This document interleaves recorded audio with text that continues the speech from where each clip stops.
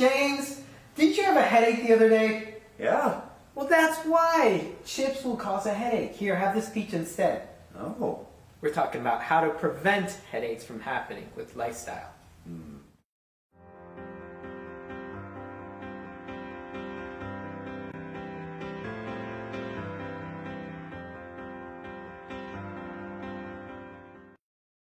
Sense of the things that you can do to prevent it and treat it when it does happen. So today, James, what are we talking about? We're going to have some pro tips for those people out there on how you can prevent migraines without drugs.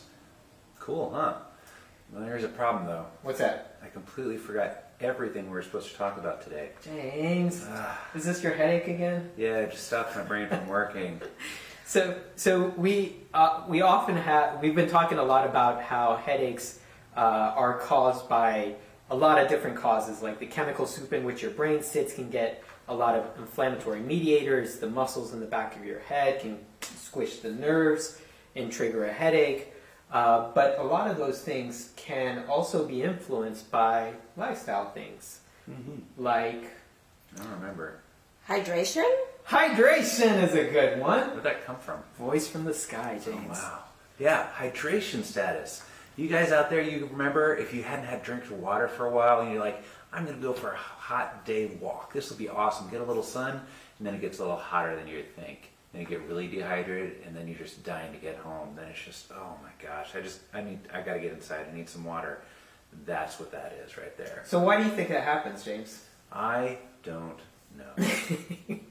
So your brain, the chemical soup in which your brain sits, has to have a certain amount of fluid. Now, if overall your body is losing fluid, that means that the concentration of that soup is going to change, and it also means that just the total volume of that soup is going to be reduced.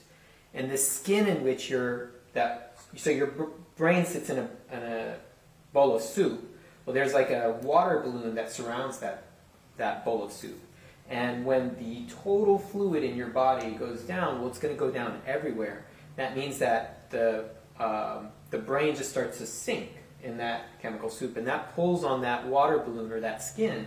That skin is very sensitive, so that like dull, pounding, throbbing headache that people get is often because of that skin. It's called the meninges. And when you get inflammation of the meninges or you get pulling of the meninges, then that triggers a headache. One of the types of headaches that we often see with some of the treatments we do with spine, not often, rare, that we do with spine, we do epidurals. And if you get an epidural, but the water balloon around your spinal cord starts to leak fluid, it can actually drop that pressure, and that becomes a really pulsatile, throbbing headache that's worse when you sit up, and it goes away when you lay down. It's all because you're stretching those meninges. So anything that's going to have a stretch on those meninges is going to have a big impact, and hydration is a big, big part of that. Oh, interesting. Well, I wonder if that was the only tip we had from today. What else can we do to prevent headaches? Nutritional awareness. Nutritional awareness. Thank you, voice in the sky. This is acutely on my mind for some reason. Huh. Yeah. How's your hand? Only hurts around the hand. It only took 3 takes for me to slap that bag of chips out of his hand. Yeah, he wasn't a big slam dunker growing up. It's cool. I just get the height. So with nutrition, what do you think that patients should be looking into? Should they just stop eating all chips and that's it? No, I mean everything in moderation. Nothing in an extreme. But certainly things that are high fat, high sodium, they're going to have a major influence on the fluid dynamics in your body.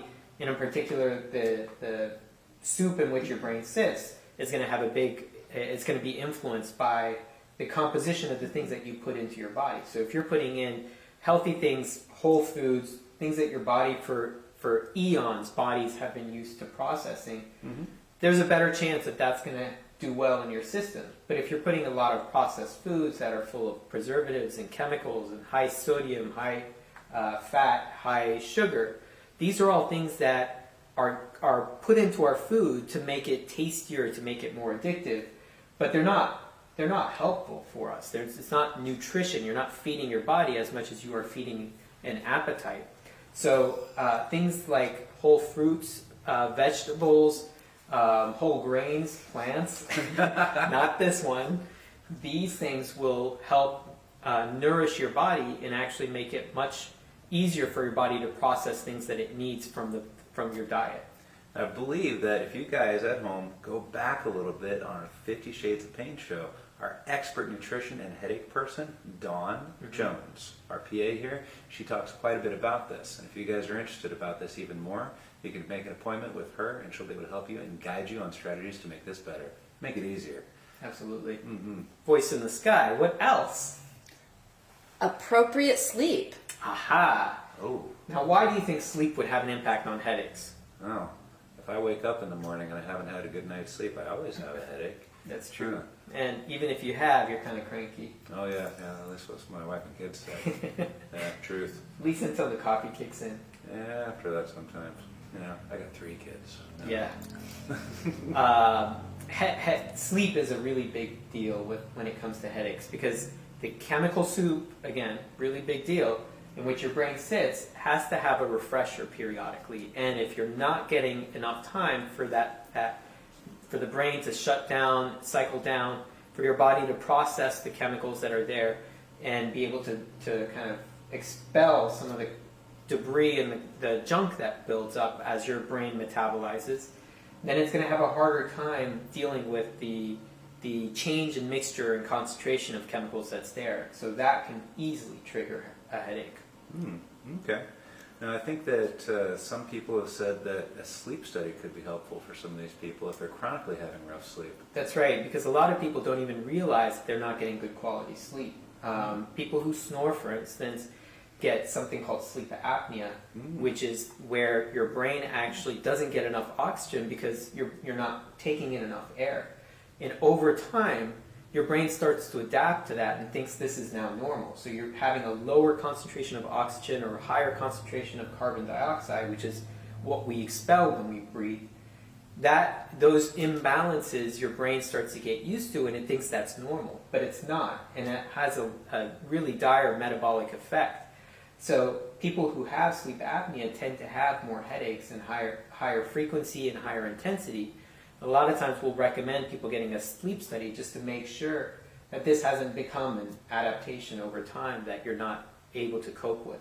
I've also read that taking about 3 milligrams of melatonin for a temporary period could be a good test to see does that affect your headaches. Yeah, so there's something called your circadian rhythm, which is just the cycles that your body goes through throughout the day. I mean, for generations, we would get up at sunrise and we would go to bed at sunset. And it's because the presence of light helps modulate or helps keep in check the circadian rhythm, the natural rhythm of our body.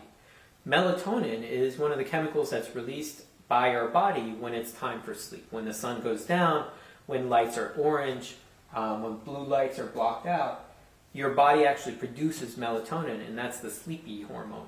Now, in low doses, that can be very helpful to supplement sleep. A lot of patients that I see will take like 3 milligrams, not get enough, so they'll take 5 and 10 and 20. And really, it's a very small amount of medication that you need. So 1 to 3 milligrams is typically what's helpful. Any more than that, and it just throws your circadian rhythm off, and it becomes actually harder to sleep. So for people out there in internet land, they should probably try that maybe 3 milligrams for a week, maybe 2 weeks, and just see how the effect is. And it's an over-the-counter. Yeah, then they can come in and talk to us about other strategies, more long-term solutions. Absolutely. So if 1 to 3 milligrams of melatonin is not kicking it, then there's other stuff going on, and we're really well versed in sleep because a lot of patients who deal with chronic pain are also dealing with sleep issues because it hurts to try to go to bed, and really our brain shuts down in stages, and one of the early stages is the filter system of our brain. So when your body produces pain signals and it sends it up to the brain, there's a filter that actually blocks those pain signals from getting up into the conscious part of your brain. Oh. But when you're asleep, your brain actually needs to have an awareness of pain because let's say there's a saber-toothed tiger. A saber-toothed tiger. Just a modern version of that. who comes into your cave and starts nibbling your toe, you want to be instantly awake with that. So your brain actually has a lower threshold for signaling pain or being aware of pain when you're asleep. That means that if you're having chronic pain issues, people actually have more pain when they're at the end of the day and those filters are starting to shut down. So, what was your question again? I don't know. No, I'm just kidding. So, when somebody has been having sleep issues, and this has been one of those elements where they need to sleep at night and they can't do it, pain's having an effect, all those things. Right. So, our team is well versed in sleep and correlation of pain because we deal with those issues all the time. And there's a wide spectrum of options that we can explore, from therapeutic counseling and sleep hygiene all the way through medications that may be necessary to bridge you until you can get better sleep. And then sometimes there may be mental health issues that stop you from going to that point where ketamine might be helpful. Absolutely. We always say that the parts of your brain that deal with physical pain are the same parts that deal with mental pain. And when you are dealing with one or the other, it depletes the resources available to both. And once that pool of resources starts to run on empty, these are both competing for resources, and that's why we see such a strong relationship between physical pain and depression, or depression and having an increased sensitivity to pain. Makes sense. And yes, ketamine is a really good tool for that because it helps us tap into the subconscious and address some of the things that you may not even be mentally aware of as being taxing to that mental health system or that filter system of your brain. Mm-hmm. We did a 50 Shades of Pain show on it. Feel free to look back on our archives. You'll learn a ton about it. That's right. Very, very cool stuff. Yeah, that was one of the ones where we were doing picture-in-picture. Yeah, we lucked out on that one. Yeah. We got advanced on that junk. Yeah. All right, voice in the cloud, wherever you are. Stress management. Ah, yes. That kind of falls in the same category almost, right? Yeah. If you ever see James when he's stressed out, the way he looks right now is super relaxed. He goes like this. Everything tightens down. It's kind of scary. Don't talk to me. I don't have my coffee. I'm worse. But when you're stressed out, when you're anxious, when you're depressed, your muscle tone actually changes. So there are actually some companies that are working on identifying depression or anxiety just based on your gait because it changes that much. Mm-hmm. So when you're in an anxious state, your muscles are going to have a higher tone. And in previous headache episodes, we talked about how there are nerves that run on the back of the head and in your forehead and in your face. And these nerves are sandwiched by muscles of your head, neck, and shoulders. So what happens if you're in this constant state of stress? Well, you're clearly pulling traction on those nerves, and if they're already sensitive, then they're going to have a higher or a lower threshold for going into that spastic state that causes a headache. Mm-hmm. A lot of people, they don't even realize they're stressed out. Their shoulders come up, they start gritting their teeth a little bit, and if that keeps on happening, this muscle attaches here, that's where you get that headache. Yep. These are the headache muscles right here, because you're grinding that teeth trying to not murder This is those what I'm kids. talking about. It's scary. Ooh, I just want my coffee. Alright, calm blue ocean, anxiety, stress control. We're good. Carry on. Reiki, massage, these are things that can help with stress, and obviously if we can dig into it and get a better understanding of what's going on in your life, that can often be an indicator of the stressors that are keeping you in that chronic state of stress. Mm-hmm. But And do we that offer Reiki and massage at Wellward?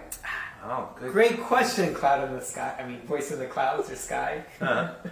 Yes, we do actually. We have a medical masseuse, which is different than a regular massage therapist. How so? He works in collaboration with what we do. So he reads our notes, we read his notes, and it gives us a great deal of insight into how things are working together and when things aren't, why they're not, or what group of muscles are starting to cramp down and cause other problems downstream. And he can massage those out, but at the same time give us that feedback so we can complement with some of the therapies we do. It's not always feel-good massage, but it's always therapeutic. And same with Reiki. Reiki is energy healing. And first time I heard it, my aunt does it. And I thought it was just voodoo until I experienced it myself. Mm-hmm. She said, close your eyes. And I closed my eyes. Close your eyes. Now, let me know when my hand comes close to your face. No. Yeah, it's definitely close to my face. And it's because our bodies are just aware there's a lot of electromagnetic stimulation, there's heat, there's infrared. All of these are different signals that your body can actually pick up and focus energy in different ways. And it works. I can't tell you why, but I always know when somebody's breathing down my neck, even if I can't feel their breath. Interesting. Did you know that acupuncture is one of the top recommendations for first-line treatments for tension-type headaches? Absolutely. That's a great idea, James. Cochrane reviews. Now, where can somebody get such acupuncture? I don't know. Maybe a lower. I think some people have some skill sets to be able to help people out for those headaches. This guy. That's what I do. So, voice in the sky, anything we're missing? Controlling fibromyalgia? Oh, this is a big one. So if people have fibromyalgia, this is a widespread pain state. People don't completely understand all of what causes it.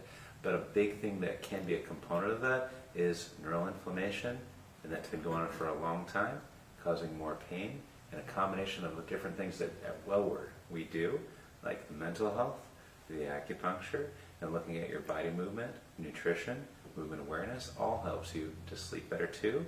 And then all this stress that comes from all that, headaches chill out. Much, much easier. We've been playing with even MLS laser for fibromyalgia and trying to help use that to increase the circulation and mobilize some of the toxins that build up in muscles that have been in this chronic state of tension. It's still kind of in the early stages, but we're seeing some really good outcomes with that. Right on. So, what's next up on there, cloud in the sky? Voice in the clouds. Voice in the clouds. See, you started it. Following you. Clouds in the sky. Resolving neck and head injuries. Oh, this is a big one. We've talked about this quite a bit on other episodes in the 50 Shades of Pain show. You just talked about it, how the nerves can come into the back of the head and they start in the neck and can be compressed, causing more headaches. And if you look at the research out there again and again and again, people who have migraines who are really bad, they also have bad neck issues. If you can get their range of motion, their strength, the tension in the muscles in their neck, their jaw muscles moving better, they have less intensity of migraines, less frequency of the migraines, and they need less medication. Yeah. I can speak firsthand to that. I had a disc issue in my neck, and for a while it was just kind of achy in my neck, and then I started to evolve headaches out of that, and I realized, the connection between the two is really because of the muscles lining the back of my neck. And so when I started doing exercises, like James has me do these neck rolls where I have to lift myself off the ground just using my head. I'll demonstrate it someday. It looks creepy. I thought there was no way I could do this, but with time and practice, I've actually gotten good at it, and lo and behold, my headaches have resolved. It's like I know what I'm talking about. I hate to admit it, but it's right. Never gonna let him forget. That's how we roll. It's cool. All right. Voice in the clouds. Regular exercise and keeping a healthy body weight. Yeah, I think this goes with the same process, that a lot of these headaches are because of instability or hypertonicity or increased tone in the muscles of your neck. So if we can keep you in a regular routine of getting rid of all that nervous energy and moving and exercising, that can help quite a bit. Oh yeah. Not only does it help out with just making sure the muscles have an appropriate tone, it calms down the stress of the day. And a lot of studies have shown that intensive, consistent exercise can work just as well for some populations as antidepressant drugs. So another reason to get out there, especially on a sunny day, and then make sure you're getting that exercise in. I think that pool of resources that helps the filters of your brain, they actually have to regenerate through exercise. Because when you exercise and you're really pushing yourself, it's not fun. I mean, sometimes it's painful that you're just fatigued and you want to stop. But when you push through that and you get to that runner's high or lifter's high, then it becomes easier. And when you hit that spot, it's when all those chemicals are being repleted and giving you a lot more resources to deal with both physical and emotional pain. Mm-hmm. Yeah, I think that's pretty close. Voice in the clouds. Is that it? One more. Of course. Suboccipital nerve blocks. Suboccipital nerve blocks. Good job. Tried. Right. Voice in the cloud. So, what is the suboccipital nerve block? Occipital? Yeah, occipital. Occipital. Mm-hmm. Yeah. So, It's an espresso. yeah, so in the back of your head, I'm going to talk this way so you can hear me. there's a grouping of muscles. Here we go. So there's a group of muscles that go up this way and another group that goes out this way. And sandwiched between those two is the occipital nerve. The occipital nerve goes up the back of the head and actually goes almost to the point of your forehead. So where your bald spot is starting, James. That's where that's where the occipital nerve runs. It's a really important nerve for headaches because neck movement is controlled by that muscle that goes out to the side, or a lot of that head turning, and up and down is controlled by those muscles that go up and down. So you can imagine over the course of a day how many times those two muscles are rubbing past each other. Over time, that creates friction, and friction creates entrapment, and so those nerves have to, where they take this really sharp corner to get up to the back of the head, a lot of times it just gets sticky in that area, and it can cause some shearing stress to that. That's what causes oftentimes these back of the head headaches that then radiates out to the front. So those injections are helpful in spreading those two muscles apart and breaking up those spider webs that form around nerves and makes them sticky. So it can give a lasting relief with just a single shot, especially if we can catch it early when this hasn't become a neural pattern. Ah, very cool stuff. Especially when you combine that with exercise to stretch that out to keep it flexible afterwards. Absolutely. Mm-hmm. We covered a lot of ground. Yeah. So you're welcome to have that peach, James. Oh, thank you. Instead of that bag of chips. Yeah, I was hungry, so this will work. I like peaches. At Wellward, we have a philosophy that every patient is unique, and so we create treatment plans that are unique to you. Just as how there are a lot of options out there and it's hard to navigate all those options, please use us as a resource. Write us in questions, go to our website at wellwardmed.com, send us any kind of liaison among all of our different social media, Instagram, Facebook, YouTube, LinkedIn. All of these are live, so feel free to ask us any questions. We're happy to answer them anytime. Mm-hmm. And you're always welcome to come in and see us and get treated. Oh yeah, happy to see you there. All right. Thank you for joining us, 50 Shades of Pain. All right. Join us again next week. Thank you.